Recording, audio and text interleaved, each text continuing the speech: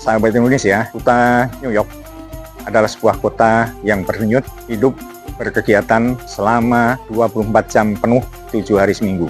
Karena di New York ada markas besar PBB yang harus berhubungan dengan seluruh anggotanya di seluruh dunia, dan juga ada 2 pasar saham terbesar di dunia yang kapitalisasinya lebih dari separuh seluruh pasar saham di dunia.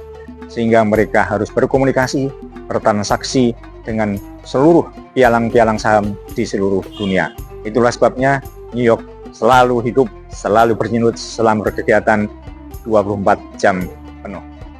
Tapi nampaknya belum banyak yang tahu bahwa di tengah kesibukan dan kepadatan kota New York terdapat sebuah oase yang sangat segar, yang sangat menyejukkan, yaitu Islamic Center New York, yang di dalamnya ada sebuah masjid besar dengan kapasitas lebih dari 1.000 orang. Dan nampaknya juga belum banyak yang tahu bahwa imam besar Masjid New York berasal dari Indonesia, tepatnya dari Bulukumba, Sulawesi Selatan. Ya, ialah Ustadz Samsi Ali, asal Kajang, Bulukumba, Sulawesi Selatan, yang sejak tahun 1995 menjadi imam besar di Masjid New York. Kami lahir di sebuah kampung terpencil, kampung dalam, namanya Kecamatan Kajang di Kabupaten Bulukumba, Sulawesi Selatan. Saya dari kecil yang paling saya sukai adalah berkelahi. Bapak dan Ibu sekalian, karena sering berkelahi inilah, maka orang tua pusing mau diapain anak ini. Baru SD berkelahi tiap hari. Maka akhirnya kakak saya mencari sebuah sekolah, didapatilah nama yang orang tua saya pun belum tahu. Namanya pesantren, yang membanggakan ketika itu karena katanya anak ini sudah bisa sekolah di kota. Kita lahir di desa. Kalau sudah sekolah di kota pun sudah sangat luar biasa, sebuah kebanggaan yang sangat luar biasa. Alhamdulillah 6 tahun lulus, ditakdirkan mendapat beasiswa ke Pakistan di tengah bergejolaknya Afghanistan ketika itu. Bisa dipakai. Setelah selesai S2 ditakdirkan mengajar di Saudi Arabia, sebuah negara yang cukup eksklusif. 2 tahun kemudian ketemulah dubes kita di PBB, namanya Bapak Nugroho Wisnumurti. Beliau datang haji, kebetulan saya diminta memberikan ceramah manasik haji di konsulat Jeddah. Setelah ceramah itu beliau mendekati, dia katakan, "Dek, mau nggak kira-kira kalau saya ajak ke kota New York?" Saya awalnya juga cukup takut. Sebagai orang yang terdidik di pesantren, terdidik di Pakistan di tengah bergejolak Afghanistan, kemudian hidup di Saudi Arabia, sekarang akan hidup di sebuah kota yang sedemikian terbuka. New York bukan hanya kota yang berdenyut dan beraktivitas selama 24 jam 7 hari seminggu, tetapi dengan penduduk sekitar 9,5 juta di tahun 2025 ini, New York merupakan kota dengan tingkat kompleksitas dan keberagaman yang amat sangat tinggi. Dengan adanya markas PBB New York, dengan fungsinya sebagai pintu gerbang utama imigrasi bagi seluruh imigran dari seluruh dunia yang ingin masuk ke Amerika, maka bisa dipastikan hampir seluruh etnis di seluruh dunia ada di New York. Bahkan menurut catatan Wikipedia, sekitar 800 bahasa di dunia digunakan penduduk New York. Dengan tingkat keberagaman dan kompleksitas yang demikian tinggi di kota New York, maka untuk menegakkan syiar Islam dan melaksanakan dakwah Islam harus dilakukan dengan pendekatan yang berbeda. Mari kita ikuti kisah perjuangan Ustadz Samsi Ali dalam menegakkan syiar Islam dan dakwah Islam di New York. Yang pertama adalah memang mispersepsi Islam di dunia barat sangat luar biasa buruknya. Kita kenal, dan ini saya sampaikan di mana-mana berulang kali, persepsi atau image Islam di dunia barat itu sejak sebelum 11 September, demikian buruknya. Kalau menggambarkan orang Islam, maka seseorang yang bersorban memakai jubah dengan pedang terhunus dekat onta, samping onta, di padang pasir. Onta adalah makhluk yang ajaib, tidak ada masalah. Tapi yang dibangun adalah sebuah stigma bahwa Islam itu terbelakang. Islam itu tidak mengenal peradaban. Islam itu miskin. Orang Islam itu tidak mengenal sains dan teknologi. Taunya cuma onta saja. Itu yang dibangun sesungguhnya. Maka stigma seperti ini Bapak dan Ibu sekalian, tantangan terbesar adalah merubah stigma ini. Bagaimana cara merubahnya? Tidak ada jalan lain yang terbaik adalah dengan merubah diri kita. Coba ingat di dalam Al-Quran, surah As-Saff itu adalah surah yang menggambarkan struggle between the haq and the batil. Pertarungan antara kebenaran dan kebatilan, surah As-Saff. Apa kata Allah yang pertama? Bahalillahi ma fis samawati wa ma fil ard wa huwal azizul ghafur. Bahwa umat ini untuk bisa bangkit, Pertama, kita harus membangkitkan glory of God, kebesaran Allah dalam hidup kita. Ini yang perlu kita bangun. Yang kedua, Allah mengatakan lima taquluna ma la taf'alun. Kenapa orang Islam seringkali membanggakan Islam ini tapi dalam bentuk konseptual, dalam bentuk konsep. Islam itu indah, Islam itu bersih, Islam itu maju, Islam itu sains dan teknologi. But where is the reality? Mana buktinya? Itu kan lima taquluna ma la taf'alun. Maka untuk merombak persepsi Islam di dunia barat, tantangan yang terutama adalah dunia Islam harus berubah. Bapak dan Ibu sekalian, sering saya dikritik oleh teman-teman Muslim, khususnya dari Timur Tengah. Loh, kok kamu berani-berani membangun hubungan dengan Kristen dan Yahudi bahkan sekalipun? Satu buku saya yang paling terakhir terbit, namanya Sons of Abraham.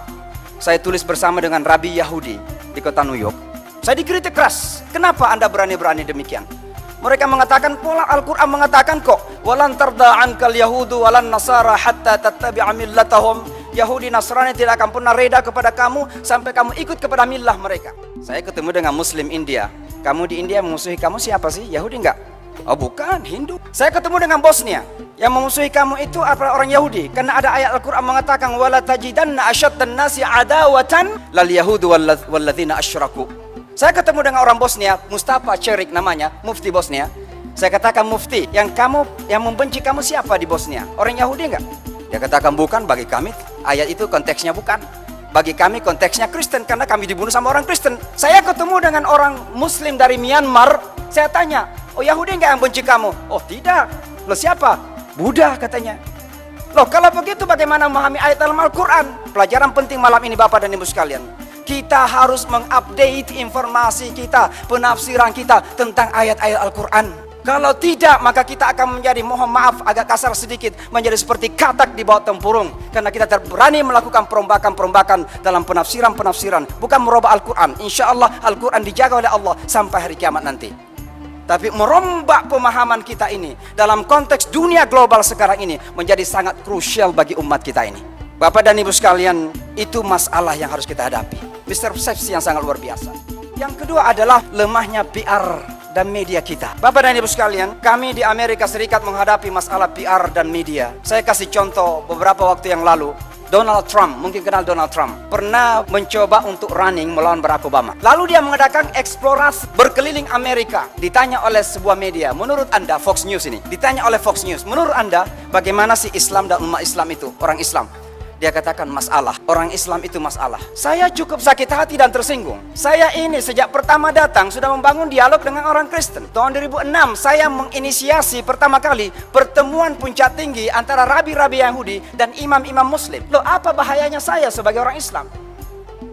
Saya mengontak seorang teman namanya Russell Simmons, pernah dengar barangkali namanya. Itu raja hip hop, beliau beragama Yahudi. Saya kontak Russell, saya katakan, Russell, tolong diatur pertemuan dengan Donald Trump. Datanglah kita ke Donald Trump. Ternyata Donald Trump itu datang menjemput kita di pintu, tapi dia saat jabat tangan sama Russell Simmons, dia masih begini-begini mencari imam. Padahal saya sudah di sana di bawah sini. Barangkali disangkanya imamnya itu kan tinggi besar gitu loh. Russell kemudian mengatakan, ini dia imamnya kan nih, ini dia imamnya. Dia jabat tangan sama saya, lalu dia ketawa.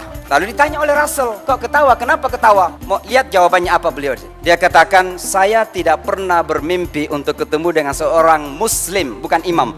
Ketemu dengan seorang Muslim yang bisa tersenyum. Bayangkan Donald Trump, orang yang sehebat itu, merasa bermimpi ketemu seorang Muslim yang bisa tersenyum. Saya tanya, kenapa Mr. Donald? Dia katakan, karena itu yang saya lihat di televisi. Di mana-mana orang Islam pasti marah, angkat pedang, mau berkelahi, mau berperang, mau mengambil alih Amerika dan seterusnya kan begitu. Lalu saya katakan, kenapa Anda mengambil kesimpulan seperti itu? Dia katakan dari media. Saya katakan, Mr. Donald Trump, sebelum saya datang bertemu dengan Anda, saya juga pernah punya kesimpulan bahwa Donald Trump itu adalah orang yang angkuh dan arogan. Maklumlah, dia punya show namanya Apprentice Show kan, You Are Fired, kan begitu. Dengan sangat angkuhnya, kelihatan angkuh gitu. Tapi ketika saya bertemu dengan Anda ramah, jemput di pintu. Kalau saya mengambil sebuah kesimpulan tentang Anda orang besar dari televisi, alangkah naifnya saya. Kalau Anda mengambil kesimpulan tentang orang Islam 1,6 miliar di dunia dari televisi, alangkah naifnya saya katakan. Bapak dan Ibu, sejak itu Donald Trump tidak pernah lagi ngomong mengenai Islam. Ini adalah masalah media dan PR kita, tantangan kita terbesar. Oleh sebab itu Bapak dan Ibu sekalian, apa langkah-langkah yang harus kita lakukan untuk mendakwahkan Islam ini? Yang Yang pertama adalah perlunya yang disebut dengan keikhlasan. Maka niat kita mendakwakan agama ini adalah ud'u ila sabili rabbika, bukan ila sabilil ahwa, bukan ila sabilil ahzab, bukan kepada golongan kita, bukan kepada kelompok kita, bukan kepada kepentingan kita, tapi ila sabili rabbika. Dan tujuannya adalah untuk menyelamatkan umat manusia. Yang namanya kasih sayang itu bukan hanya kepada sesama muslim saja, karena Islam itu rahmatan lil alamin. Bukan hanya rahmatan lil muslimin. Dan kasih sayang yang paling penting adalah ketika kita melihat manusia berada di jurang kehancuran, umat Islam harus bangkit melakukan penyelamatan, salvation. Maka dakwah adalah penyelamatan. Dengan logika, orang terbesar, masyarakat terbesar yang masuk Islam di Amerika sekarang itu adalah orang-orang Hispanik. Orang-orang yang datang dari Meksiko, Kolombia, Spanyol dan sebagainya. Kenapa? Karena mereka orang-orang Katolik yang taat. Secara spiritualitas mereka kokoh, tapi spiritualitas yang bertentangan dunia akal. Islam menggabungkan antara hati dan akal. Inna fi khalqis samawati wal ard wa ikhtilafil laili wan nahar la ayatin liulil albab alladzina yadhkuruna Allaha qiyaman wa qu'udan wa ala junubihim wa yatafakkaruna fi khalqis samawati wal ard. Islam menggabungkan antara zikir dan fikir, dan itu yang menjadikan Islam sangat diterima di dunia barat. Agama yang bertentangan dengan intelektualitas akan ditolak di dunia barat. Oleh sebab itulah, maka hal selanjutnya adalah penting untuk menyampaikannya dengan argumentasi yang solid. Setelah 11 September, di saat itu kita dibenci. Ada masjid yang dirusak, ada orang Islam yang ditusuk, ada wanita jilbabnya ditarik-tarik, dipukulin. Sehingga kami ini dipandang dengan pandangan yang mencurigakan. Saya ketemu Presiden Bush. Saya salaman kepada beliau. Saya katakan, Mr. President, saya mengucapkan condolence dulu, belasungkawa. Saya katakan, Mr. President, ada dua hal yang saya ingin minta. Yang pertama, tolong disampaikan kepada publik bahwa this has nothing to do with our faith and our community. Ini nggak ada urusannya. Serangan 11 September tidak ada urusannya dengan agama kami dan komunitas kami. Tolong disampaikan kepada publik. Esoknya Presiden Bush di Islamic Center di Washington memberikan press conference, ada di YouTube itu, mengatakan Islam adalah agama damai walaupun ada orang Islam yang tidak damai. Lalu yang kedua, saya menyampaikan kepada Presiden Bush, saya katakan, Mr. President, sesungguhnya Tuhan itu bersama dengan kebenaran. Kenapa saya menyampaikan poin ini? Ini sangat penting untuk kita semua. Kenapa saya menyampaikan poin ini? Karena saya ingin menyampaikan 2 hari sebelumnya, Presiden Bush mengatakan bahwa Tuhan bersama Amerika. Seolah-olah bangsa lain, orang lain yang tidak setuju dengan Amerika tidak bersama Tuhan. Saya ingin mengatakan kepada beliau, Tuhan itu tidak bersama dengan siapa-siapa, tapi Tuhan itu bersama dengan apanya siapa-siapa. Dan ini pelajaran bagi kita umat Islam. Kita juga, kalau kita tidak benar, kalau kita tidak adil, jangan menyangka bahwa Tuhan akan bersama kita. Itu saya sampaikan kepada Presiden Bush. Dalam perjuangan dakwahnya, Ustadz Samsi Ali, selain sebagai imam besar Masjid Islamic Cultural Center di New York, juga banyak memegang jabatan-jabatan yang lain, dan juga sebagai Direktur Jamaica Muslim Center di New York.